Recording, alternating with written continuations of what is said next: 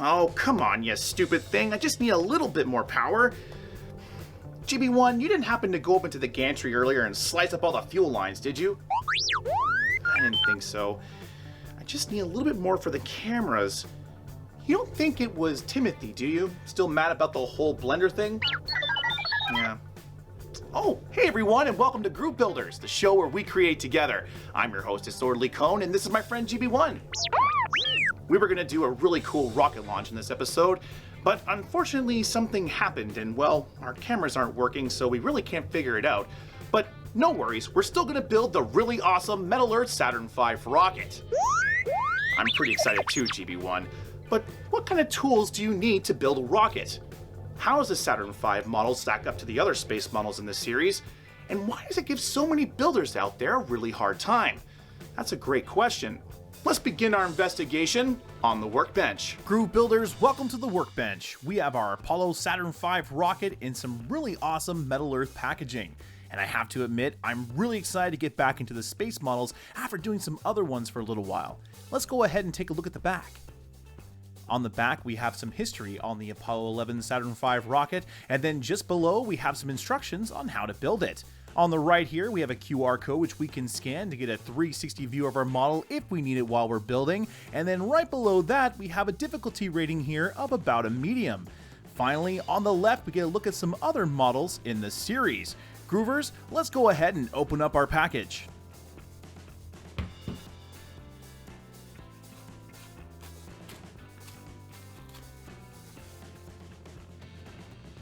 We have our instructions, and we have our metal. And this looks really awesome. Too bad there's no gold pieces, even though I'm not too sure where you would put them. Alright Groovers, with everything out of its package, let's take a closer look at our instructions. Alright, not a whole lot here, especially in comparison to that parrot we just built. It looks like we have some interesting shapes when it comes to forming our boosters that might give us a hard time, a nice big cylinder for our rocket to form, and what looks like to be some hard to reach tabs along our base. All in all, not too bad. But before we dive too much into what we need to know about this build, we need to talk about the metal model basics for all those new builders out there. First things first, these metal models require us to cut out our pieces and then shape them using whatever we can. Once we have our parts correctly shaped, we can connect them together by bending or twisting our tabs. The way we bend or twist our tabs is indicated in the instructions by these circles and triangles. Personally, I always try to follow the instructions the first time when it comes to bending our tabs if I can. Then, when the build is complete, I'll go over it again and change anything that might stand out. I like to make my tabs as invisible as possible. That's how we get that museum quality you hear so much about. Next up, tools. Drum roll please. For this build, I recommend detailed tweezers, pliers, nippers, and something to help you form some different size cylinders and cones. I used my dapping set along with Animate Orange's tools to help me with these different kinds of shapes. They worked great. If you're looking to get some tools yourself, links are in the description down below. Now, these are just my recommendations, and you really don't need anything but tweezers and nippers to complete these builds. But of course, having the right tools definitely helps, especially with detailed builds like this. Alright, we reviewed our instructions and we have our tools. There's only one thing left to do. Okay, now I'm just going to drag that here and... still not enough power. Oh hey, I'm glad you're enjoying the build so far.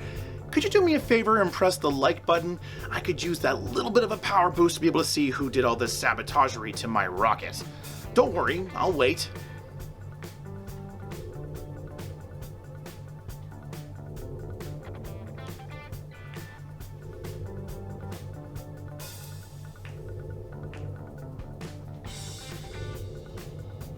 Oh, great, you did it! Thank you so much! Let me just see what happened here. Interesting. Oh, you want an update? I'm sorry. We have more important things to attend to, like building a rocket. And this can wait till a little bit later. Let's get back to the build. Right, okay, so you've cut out your first couple of pieces and you're powering through your first steps. Then you start to put together your tower and realize getting the tabs bent on the sides almost seems impossible. This brings us to our first tip of the build. When it comes to building the gantry and connecting our pieces together, I recommend twisting the top tabs of both parts 3 and 6. This will make handling the tower a little bit easier while adding different bits of detail onto it. Later, when you complete the tower's construction, go back and bend the tabs over to get a really nice finish. When you've fully constructed the gantry, it's time to attach it to the platform. But wait! I really recommend installing the boxes of part 14 first before attaching the tower onto the platform. This will save you a ton of time, pain, and a lot of suffering. I really wish I would have done it myself. You see, the boxes are installed very close to the gantry, and by securing them first, you won't have to deal with the gantry blocking you. You should also wait to bend the edges of part 16 until the build is complete. This will make accessing your tabs while securing your detail way easier. The next detail we need to talk about is all of the Rockety Shapes. Yes, I'm talking about parts 18 through 23. All of these parts have builders screaming, and I understand why. Making these cylinders is one of the harder things to do with metal model building. For the Saturn V Rocket, I recommend using shaping tools to help you get the proper curve in your pieces. With both 18 and 19, start shaping your tops first. Then, use that to help you gauge how much you need to form the lower half. Using the top part of the piece to help you form the lower half really is the best way to make sure you have the smallest amount of gaps possible, and of course, a really nice finish. Shaping parts 22 to the proper size can be hard too, because of their unique shapes and positioning on the rocket. By shaping parts 23 first, you can use it as a template to see how much shaping is needed for all of the parts 22. Trying to form all these parts with tweezers is possible, but you'll have to be very careful not to get creases where all that edge detail is. I thought that forming part 23 would be really easy, and by trying to hide my tabs, I got a nasty crease. It took a little bit of work, but I eventually got it all sorted out. Don't make my mistake. Always use a good shaping tool and never rush your work. The third and final thing you need to know before building the Apollo rocket is attaching the rocket is a real pain in the butt. What? It is, GB1. Not only did I mess up by attaching the rocket to part 15, but then taking it off and then attaching it to the bridge was really challenging. The railing got in the way a lot, and then when I tried to put the lower part on, the upper part of the rocket would pop out. Yeah, you're right. Taking my time and slowing down was the key here. After a little break, I used my smaller detail tweezers to secure the top tab a lot better. Then, after getting the top secured, I was able to carefully shift the rocket into place and secure the tabs at the bottom. Now we just need to do a few more touch-ups. Not bad for a 2.5 hour build. And there we go. We did it. We built the Metal Earth Saturn V Rocket. And this build was definitely a lot trickier than I was originally expecting, especially with all of these little bits of detail and these little boosters at the bottom.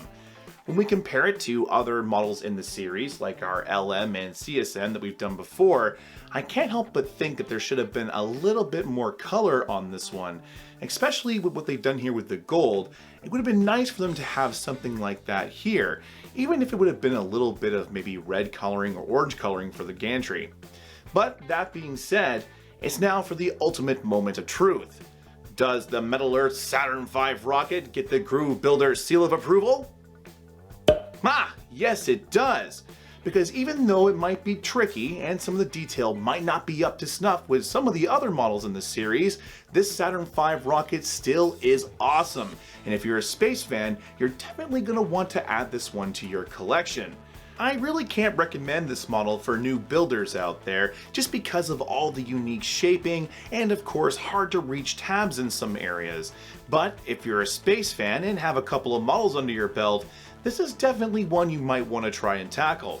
And with that, Groove Builders, we're at the end of our show. I had a really good time building the Saturn V Rocket with you, and if you guys had a good time, don't forget to press that like button. For more videos like this, hit subscribe as well, as we got all kinds of really cool content coming out in the future. Want to help the channel grow? Check out groovebuilders.ca. We got all kinds of really cool models on there, including the Saturn V Rocket from Metal Earth. Until next time, Groove Builders, keep building! Oh yeah, and we got a really cool 1,000 subscriber special coming up, so keep tuned for that too.